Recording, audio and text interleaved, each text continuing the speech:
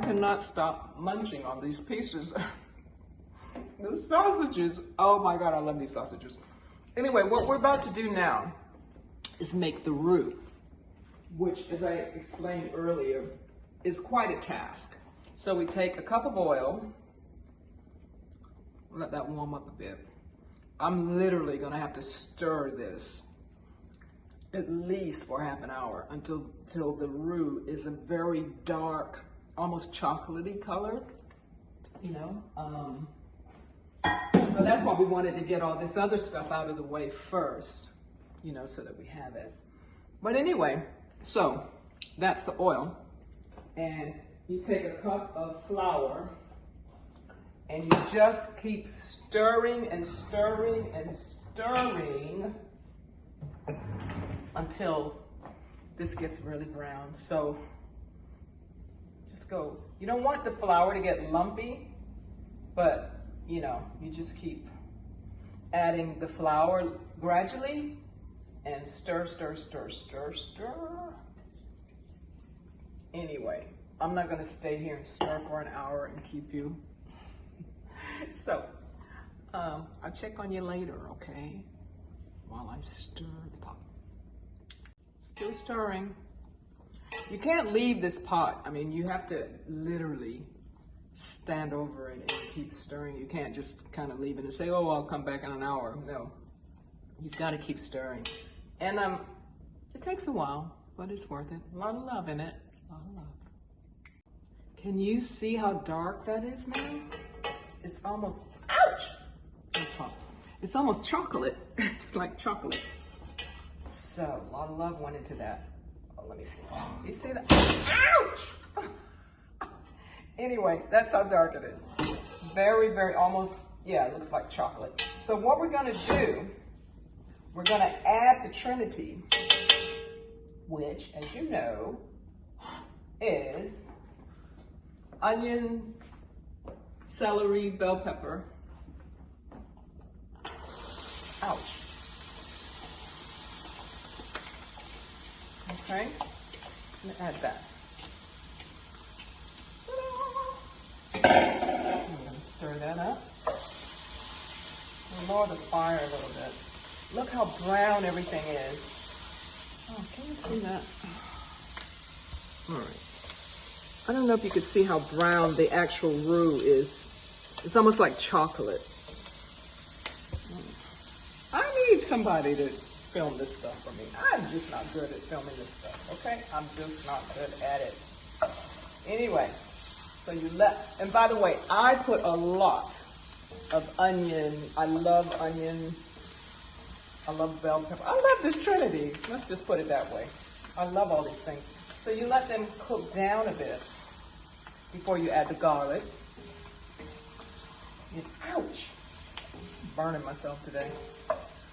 Okay, let's stir this a bit. All right, I'll be back in a minute. Okay, everything's really nice and brown and ouch and hot. So now that the Trinity has cooked down a little bit, we're gonna add the garlic, which I put a lot of garlic. I took about, I think 3 garlic cloves. I like garlic, okay? I don't know, I just like stuff. I like food. I'm greedy. I like to eat, I like good food. But I like natural seasonings, you know, from you know, vegetables and herbs, and all that stuff. I just love it. I just love it. I love the combination of flavors. Okay, so what I'm gonna do, I'm gonna now season this with garlic and onion mixture, black pepper, some paprika, and some cayenne pepper. Okay? Put all that in there. Stir. Stir, stir, stir. And salt. I forgot to put salt in it. How could I forget salt? Oh. Okay. Let's some salt. I use kosher salt. I love kosher salt. I love it. Okay. Stir. And something else I'm going to add, because you add chicken stock to this, but you know how I am with my chicken bouillon. So I'm going to get some of that, put that in there. Or you can stop the tape for a minute. Oh, yes. Oh, I can't open it. My chicken bouillon. I love this stuff. So put a lot of that in it, basically, because it's gonna, you know, it's gonna be the chicken stock. I mean, yeah. Anyway, so you add that in there. Lovely. Lovely. Okay. All right. Okay, now another thing we're gonna do before we put everything in is we're gonna cook the okra. Now, apparently, if you fry the okra separately before you put it in, it keeps it from getting all gooey. Because okra by nature is very gooey, and you don't want your gumbo to be gooey, right? So I have the okra here, another pan, frying. Well, you know, pan frying, sort of. Oh my God.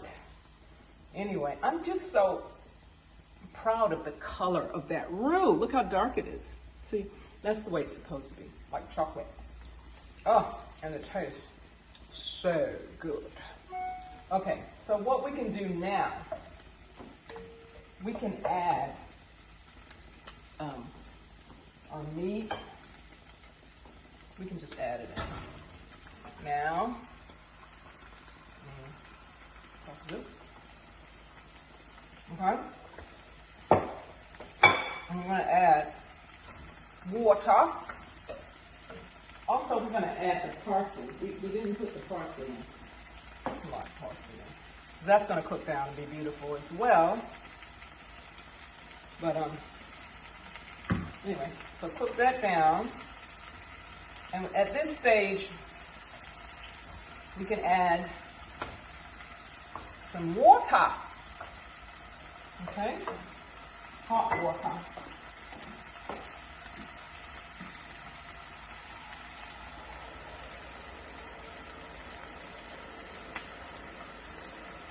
Okay. The okra's coming along fine.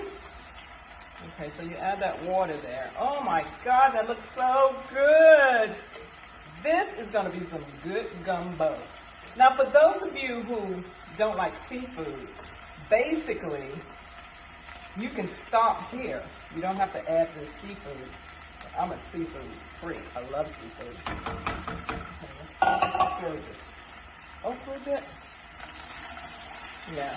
See, if you fry it, then the gooiness from the okra doesn't get into your gumbo. So, for my Judy multitasking. Okay, I'm going to add another cup of water to this. Hot water. So you add your seafood stuff last, of course. You don't put it in now. Okay. Oh, yummy, yummy. Doesn't that look good? I don't know if you can see it. All right, so that's 2 cups of water. I'm going to add another cup. Oh, it's so good.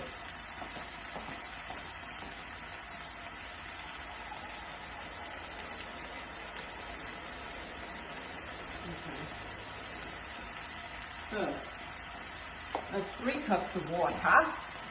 3 cups. All right. The okra is doing nice. Looks good. Okay. Throw the okra around a bit more. See, do you see the gooiness in the okra that I said okra? She's gonna sue me? Okay, so you can see the gooiness. I hope you can see it. Anyway, it's like, you see that? You see that gooey? You don't want that in your gumbo, you know. You want your okra to be pretty much firm without the gooiness, right? See?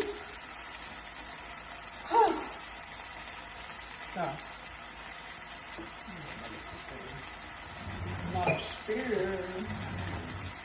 all right, actually I'm gonna put you on hold. Okay guys, here we go. The okra is ready to go in. Actually, I'm gonna put the shrimp in, and I'm gonna put the shrimp in with the juice that it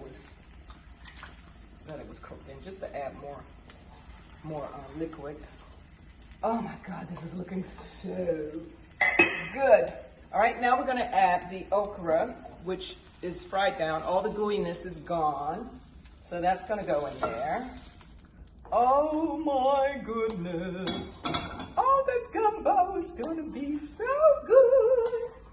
And at this stage, I'm gonna add my crab because I love crab. As I said earlier, if you don't like seafood, you don't have to add the shrimp or the crab. You know, you can just use everything else I used and it'll be absolutely delicious. It's just, gumbo is just the deal. Okay, so here's my crab. I think I'm gonna need a fork to get this out. I am so cheating on this crab. Normally I put, you know, actual crabs in here, you know, but I'm just doing it the fast way today. Oh, and I just have a tip for you too. If you make this with seafood, remember that you can't keep it for long. If you make a big pot of this gumbo like this, take some of it and freeze it if you want to keep it a while, you know. But if you add a lot of seafood to it, it's only good to keep around for about 2 days. You know, otherwise I made a mistake one time and I put loads of seafood in. I put oysters, I put all kinds of stuff in it. And oh, I got sick as a dog because I kept eating it. I thought, oh, I'm gonna eat gumbo every day for a week. Yeah, day 3, 4, I had a special place on the throne. But anyway, this is how it looks. This is my gumbo. Doesn't it look good? I'm gonna try to bring the camera over so you can see it. And then what I'm gonna do to go with this gumbo is make rice, because you know you have a bit of rice with it. Most people use white rice, but as you know, we like brown rice here. Doesn't matter, it's just as good. But and another thing is when people eat it, oh, I forgot to put bay leaf. Oh my God, how could I forget the bay leaf? Okay, let that bay leaf cook in there. So you let all this cook down, you know, for a while. Basically everything's done, but you know, you just let everything simmer, all the flavors simmer, you know, 30, 40 minutes. And it's just gonna be so delicious. But I wanna tell you about the filet situation. After the gumbo is cooked, some people like it thicker than others. Now, this gumbo filet was actually created by the American Indians, and from a plant called sarafas. And if you like your gumbo really thick, then you can add this to it at the end. Some people put it in the, you know, while they're cooking, but no, that's not the right way to do it. You're supposed to put it on after it's done. Anyway, we're gonna let that simmer, and I'm gonna put my rice on, and then I'll come back, okay? Hope you're enjoying this little journey of gumbo, Judy's gumbo. Okay, I just want you to see how lovely this looks. It's still simmering, and you can see what I mean about it's not very thick, so this is why some people add filet in it to thicken it. But this is so yummy. Okay, guys, everything's done. Judy Cheeks loves herself some gumbo, so I'm gonna taste it and see. Oh, that is, baby. That is so good.